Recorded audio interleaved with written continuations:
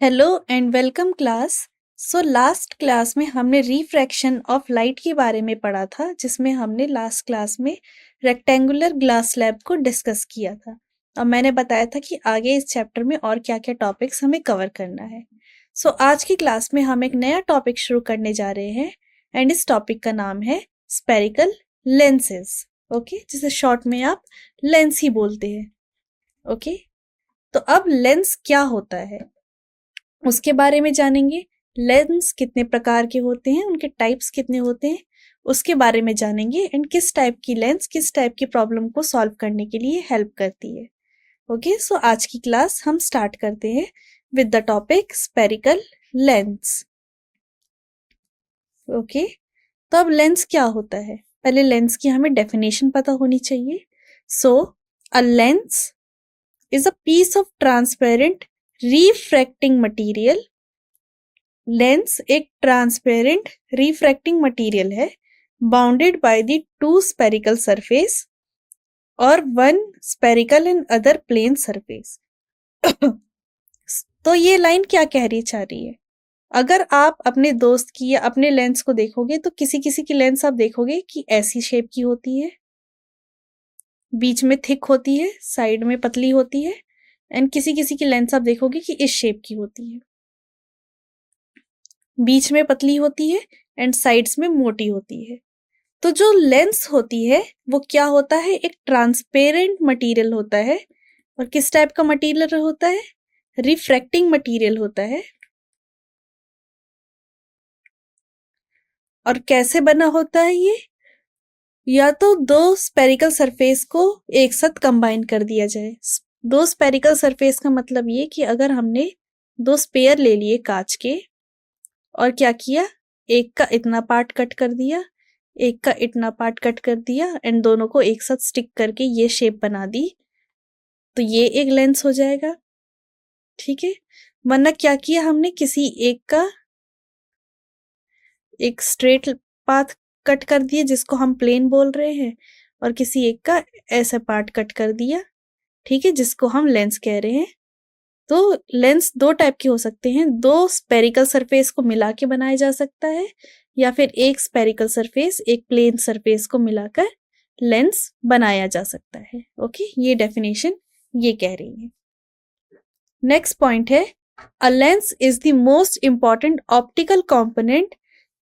Lens एक बहुत ज्यादा ही इंपॉर्टेंट ऑप्टिकल कंपोनेंट है। कहाँ कहाँ पर यूज होता है, माइक्रोस्कोप में यूज होता है, टेलीस्कोप में यूज होता है, कैमराज में यूज होता है, प्रोजेक्टर्स में यूज होता है। ओके, चश्मे बना पहनते हैं हम लोग, उसमें यूज होता है, और भी बहुत सारी जगह पे यूज हो सकता है। ठीक है, मैग्नीफाइंग ग्लास देखा होगा आपने, उसमें भी एक लेंस ही लगा रहता है। तो आगे हम उसके बारे में पढ़ेंगे। लेंस दो टाइप के होते हैं, ठीक है, जैसे मिरर दो टाइप के होते थे। कौन कौन से मिरर होते थे हमारे पास, कॉनकेव मिरर होता था जिसमें केव जैसा शेप बना हुआ है, और एक कॉन्वेक्स मिरर होता था, कॉनकेव का उल्टा। ऐसे ही लेंस दो टाइप के होते हैं, कॉन्वेक्स लेंस होता है एंड कॉनकेव लेंस होता है। ठीक है, अब कॉन्वेक्स लेंस कौन सा होता है और कॉनकेव लेंस कौन सा होता है, तो इस टाइप का लेंस, ठीक है, ये अगर लेंस की शेप ऐसी है तो इस टाइप की लेंस को कहते हैं हम कॉन्वेक्स लेंस। इसको कन्वर्जिंग लेंस भी कहा जाता है। कन्वर्जिंग क्यों कहते हैं मैं अभी एक्सप्लेन करूंगी, पर ये होता है convex lens. And concave lens आपको समझ ही आ रहा होगा कि इसमें केव जैसा स्ट्रक्चर बन रहा है, तो ये क्या हुआ, कॉनकेव लेंस हुआ।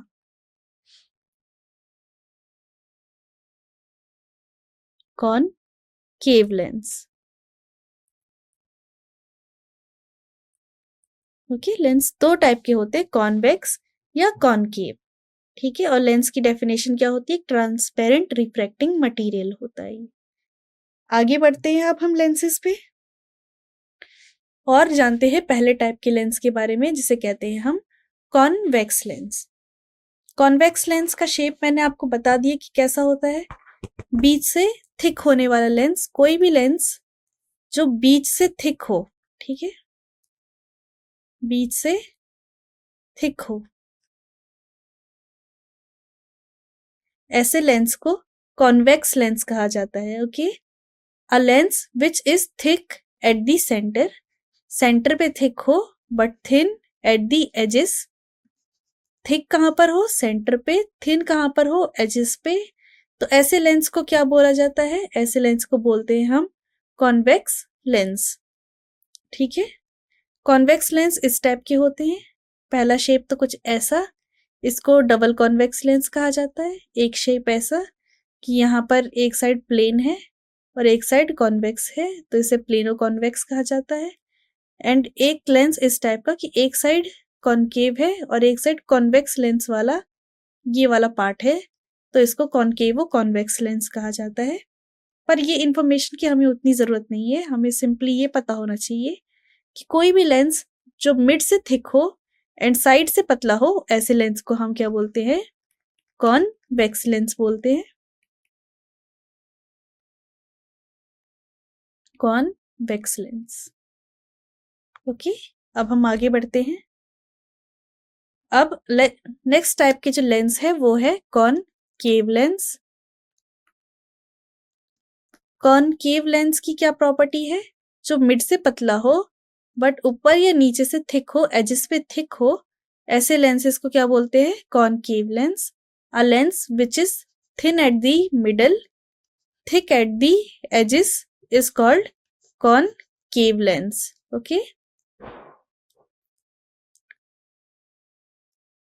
concave lens बोलते हैं।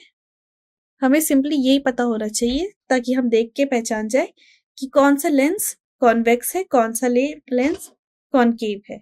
ओके, मिड से थिक तो कॉन्वेक्स, मिड से पतला तो कॉनकेव। बाकी मैंने शेप याद करना सिखाई दिया है कि जिसमें भी केव जैसी स्ट्रक्चर आ रही होगी वो कैसा लेंस होगा? Concave lens. ठीक है, तो आगे चलते हैं। अब जैसे कि मिरर में बहुत सारी टर्मिनोलॉजीज होती थी, ऐसे ही लेंस में भी बहुत सारी टर्मिनोलॉजी होती है। मिरर किसी एक स्पेरिकल ट्रांसपेरेंट ऑब्जेक्ट से मिलके बना होता है। लेंस के लिए हमें दो स्पेरिकल चाहिए होता है ट्रांसपेरेंट चीज। ओके, जैसे कि ये एग्जांपल है, दो स्पेरिकल स्ट्रक्चर्स जब कंबाइन हो जाते हैं तब जो लेंस फॉर्म होता है वो कॉन्वेक्स लेंस होता है। एंड दो स्पेरिकल स्ट्रक्चर थोड़े एक दूसरे से दूर हो जाते हैं तो जो स्ट्रक्चर फॉर्म हो रहा होता है उसको क्या बोलते हैं? उसको कॉनकेव लेंस बोलते हैं। ओके, दोनों लेंस का जो सेंटर का पॉइंट होता है, आप देख सकते हैं, इनको ऑप्टिकल सेंटर बोलते हैं। एंड बिकॉज जो लेंसेज है वो दो स्पेयर की फॉर्मेशन से बन रहा है, तो यहाँ पर दो सेंटर ऑफ कर्वेचर होगा, दो फोकल लेंथ होगी, दो पोल्स होंगे। ओके, इस चीज का हमें ध्यान रखना है। तो दो रेडियस ऑफ कर्वेचर भी होगा। ओके, भले ही उन दोनों की वैल्यू सेम ही हो। तो पहले वाले जो लेंस है स्पेरिकल, पहला लेंस जिसमें जो स्पेरिकल स्ट्रक्चर है उसका पहला सेंटर हम सेंटर ऑफ कर्वेचर C1 कह रहे हैं एंड दूसरा centre centre of curvature C2 कह रहे हैं। ऑप्टिकल सेंटर से सेंटर ऑफ कर्वेचर की डिस्टेंस रेडियाई कहलाती है या रेडियस कहलाती है। दोनों के दोनों सेंटर ऑफ कर्वेचर को ज्वाइन करने वाली line straight line principal axis कहलाती है दोनों केसेस में। ओके, तो ये डायग्राम है। अब इंडिविजुअल डेफिनेशन को हम और ध्यान से पढ़ते हैं। The centre of curvature of two surface of lens is the center of the sphere which is formed apart. दो स्पेयर के मिलने से हमारे पास कॉनकेव या कॉन्वेक्स लेंस मिल रहा है। दोनों ही स्पेयर का कोई ना कोई सेंटर होगा ही, तो इस पेयर का सेंटर मान लेते हैं C1 है, इस पेयर का सेंटर मान लेते हैं C2 है। तो centre of the curvature of surface of the lens क्या है? सेंटर है, पॉइंट है किसके? वो दो स्पेयर के जिसकी कॉम्बिनेशन से वो लेंस बना है। ओके, तो ये दोनों पॉइंट सेंटर ऑफ कर्वेचर कहलाएंगे। याद रखना 2 सेंटर ऑफ कर्वेचर होते हैं। सिमिलरली जो दूसरा लेंस है हमारे पास कॉनकेव लेंस, वो भी ऐसे ही बना है। ओके, ये कॉनकेव लेंस है, तो इसका भी सेंटर ऑफ कर्वेचर क्या होगा? ये जो 2 स्पेयर से मिलके बना है ये लेंस, उसका सेंटर ही इस लेंस का सेंटर ऑफ कर्वेचर कहलाएगा। ओके, ये C1, ये C2।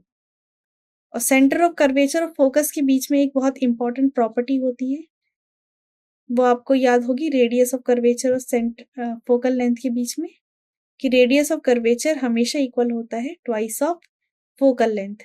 ये हर जगह वैलिड होगा। ओके, ये हर जगह वैलिड होगा। सो अब आगे चलते हैं, रेडियस ऑफ कर्वेचर की ही बात करते हैं कि क्या है। मैंने जैसे कि बताया, ये हमारा लेंस है जो 2 स्पेयर की फॉर्मेशन से मिलके बना हुआ है। ओके, इसको मैं फिर से ड्रॉ करने की कोशिश करती हूँ।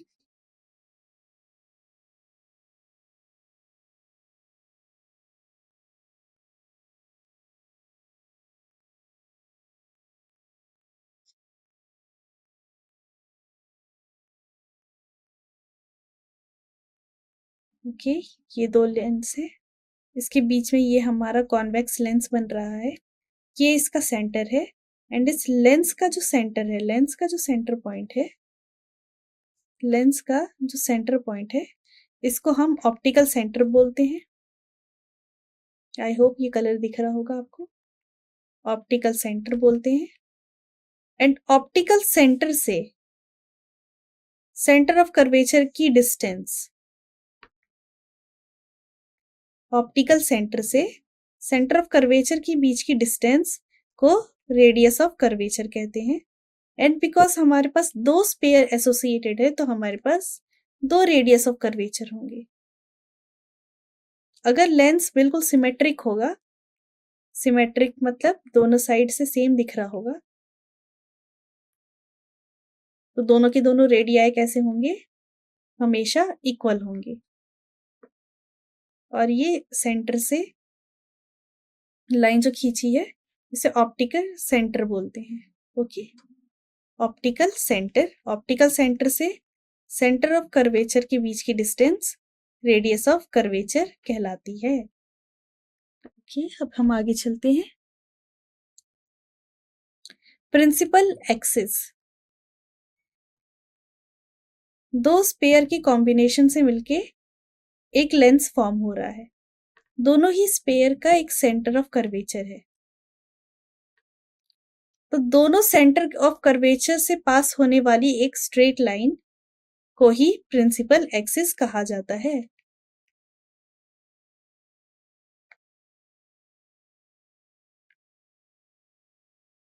ठीक है, the line which pass through two centre, the line passing through the two centre of curvature are is called, क्या कहलाता है? Principal axis. इन दोनों पॉइंट्स को मीट करवाने वाली स्ट्रेट लाइन ही सेंटर ऑफ प्रिंसिपल एक्सिस कहलाती है। और ये जो स्ट्रेट लाइन है, ये हमेशा ऑप्टिकल सेंटर से भी पास होती है, इस लाइन की प्रॉपर्टी होती है। ओके, अब हम आगे चलते हैं। ये इमेज मैं आपको दिखा चुकी हूँ कि कैसे 2 लेंस के कॉम्बाइन होने की वजह से, 2 स्पेरिकल स्ट्रक्चर की कंबाइन होने की वजह से लेंस का फॉर्मेशन हो रहा है। ओके, अब यहाँ पर क्या कहा गया है? If a ray of light incident on a lens such that after refraction through the lens the emergent ray is parallel to the incident ray, then the point at which the refracted ray intersect the principal axis are called optical center of the lens। ये line क्या कह रही है? Example ले लेते हैं convex lens का। हमेशा विजुअली कुछ चीज अगर समझ में आ जाए तो वो हमेशा याद रहती है। तो एक हमने लेंस ले लिया और एक लाइट रे ले ली,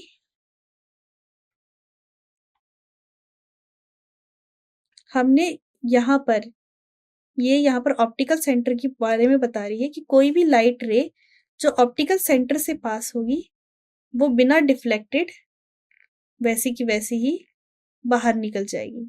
ओके, ऑप्टिकल सेंटर से पास होने वाली कोई भी लाइन डिफ्लेक्ट नहीं होती अपने एक्चुअल पाथ से। ये पूरी की पूरी लाइन यहाँ पर यही कहना चाह रही है।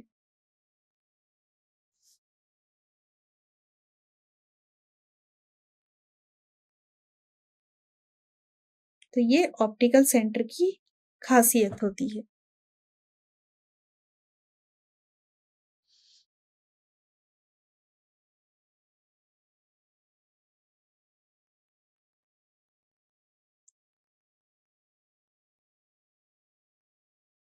यहाँ पर ऑप्टिकल सेंटर के बारे में यही पॉइंट कह रखा है कि अगर दोनों स्पेयर का रेडियस सेम होगा, इसका भी रेडियस अगर आर है और इसका भी रेडियस अगर आर है, तो ऑप्टिकल सेंटर जो होगा वो किसी भी कर्व का जो ज्योमेट्रिकल सेंटर होना चाहिए उसके ही इक्वल होगा।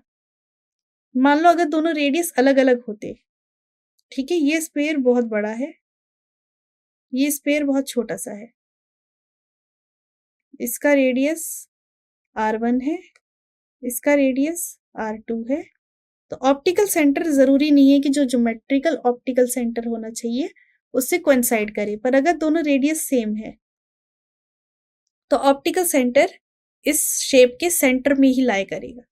पर अगर शेप डिफरेंट है तो जरूरी नहीं है कि वो सेंटर पे ही लाई करे, थोड़ा ऊपर नीचे भी हो सकता है। ओके, तो यहाँ पर ये बात कही गई है।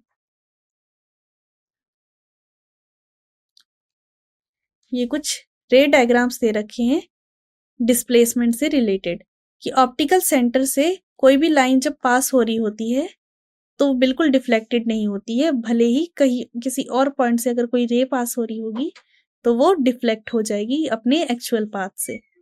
तो ये डायग्राम शो कर रहा है कि ऑप्टिकल पाथ से कोई भी लाइन डिफ्लेक्ट नहीं होती है। ऑप्टिकल सेंटर से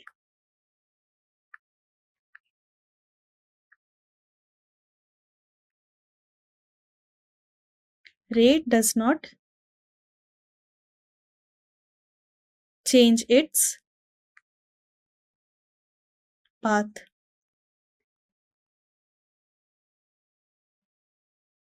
ओके, तो यहाँ पर इस रे डायग्राम से ये समझ में आ रहा है हमको।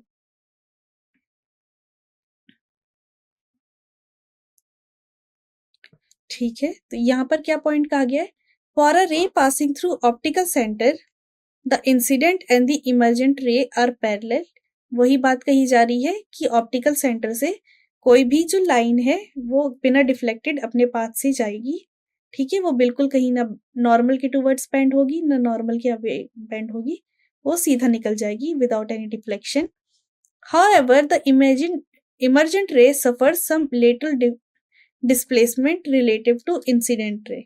अगर किसी और पाथ पे, अगर किसी ऑप्टिकल पाथ की जगह कहीं और अगर लाइट रे आ रही है तो वो अपने पाथ से क्या हो जाएगी, डाइवर्ज हो जाएगी, सिंपली रिफ्रैक्शन हो रहा होगा। ठीक है, पर ऑप्टिकल पाथ से अगर कोई लाइट रे जा रही है तो वैसी की वैसी ही निकल जाएगी, ये हम मान के चलते हैं। The lateral displacement decrease with the decrease in the thickness of lens. ठीक है, जैसे जैसे लेंस थिन होता जाएगा, जो डिस्प्लेसमेंट हो रही होगी किसी और पॉइंट से लाइट रे के टकराने से, उसका जो पाथ है वो ओरिजिनल पाथ से क्या होता जाएगा और डिक्रीज होता जाएगा जैसे जैसे लेंस क्या होती जाएगी, थिन होती जाएगी। ठीक है, क्योंकि उसको लेंस के अंदर ट्रेवल करने का कम समय मिल रहा होगा, इसी वजह से जो लाइट रे है वो थिन लेंस में अपने एक्चुअल पाथ से सबसे कम दूरी पे जाएगी, कम डेविएट हो रही होगी। ओके,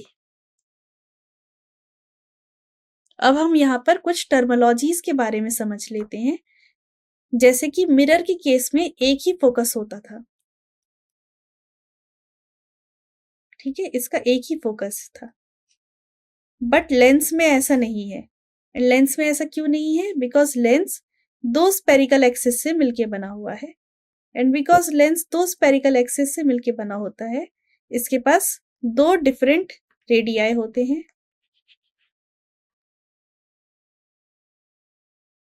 एंड बिकॉज इसके पास लेंस के पास 2 डिफरेंट रेडियाई होते हैं तो इसके पास 2 डिफरेंट फोकस होते हैं।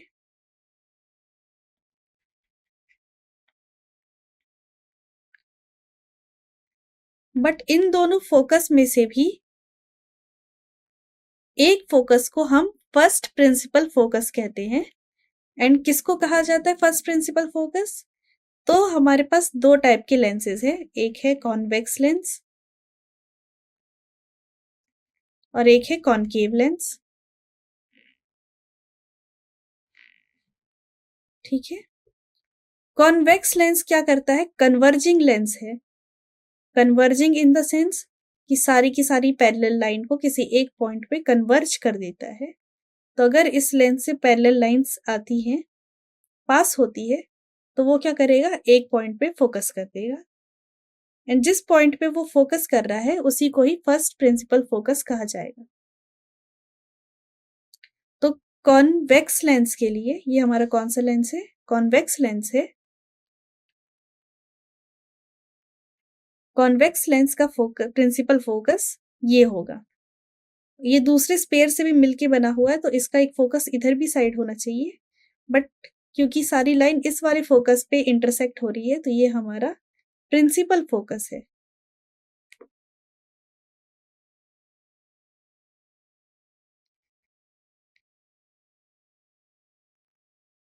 ओके, बट अगर हम ये देखें, केस देखें कॉनकेव लेंस का,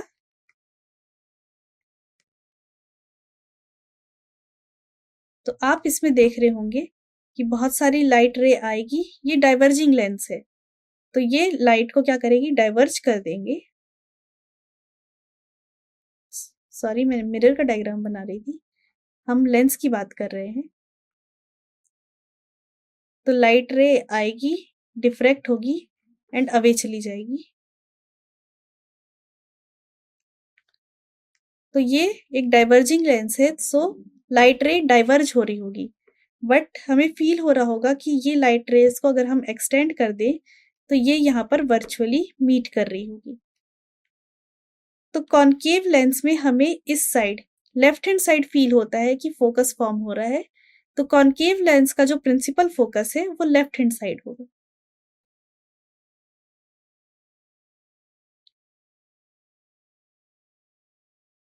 तो जिस फोकस पे हमें फील होता है कि लाइट रे एक्चुअल में इंटरसेक्ट कर रही है या वर्चुअली इंटरसेक्ट कर रही है, उसी लाइट रे, उसी पॉइंट को हम प्रिंसिपल फोकस कहेंगे अपना।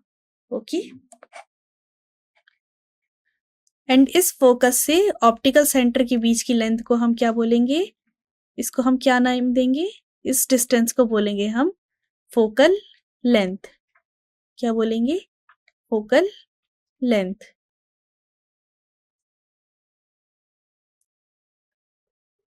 तो हमने principal foci and focal length के बारे में जान लिया है।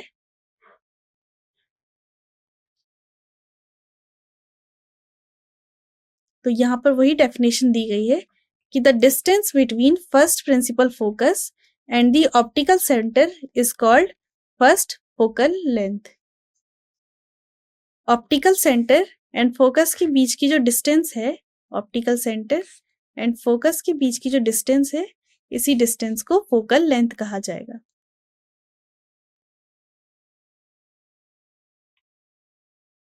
तो अब आगे चलते हैं। यहाँ पर एक क्वेश्चन आया है और ये क्वेश्चन रिफ्रैक्टिव इंडेक्स से है कि रिफ्रैक्टिव इंडेक्स ग्लास का एयर के रिस्पेक्ट में 3/2 है, तो रिफ्रैक्टिव इंडेक्स एयर का क्या होगा ग्लास के रिस्पेक्ट में? बहुत ही आसान सा क्वेश्चन है। मैंने रिलेशनशिप बताया था, refractive index of glass with respect to air हमें 3/2 दे रखा है, तो हमसे पूछा है refractive index of air with respect to glass क्या होगा? इस क्वेश्चन का आपके अकॉर्डिंग आंसर क्या होना चाहिए?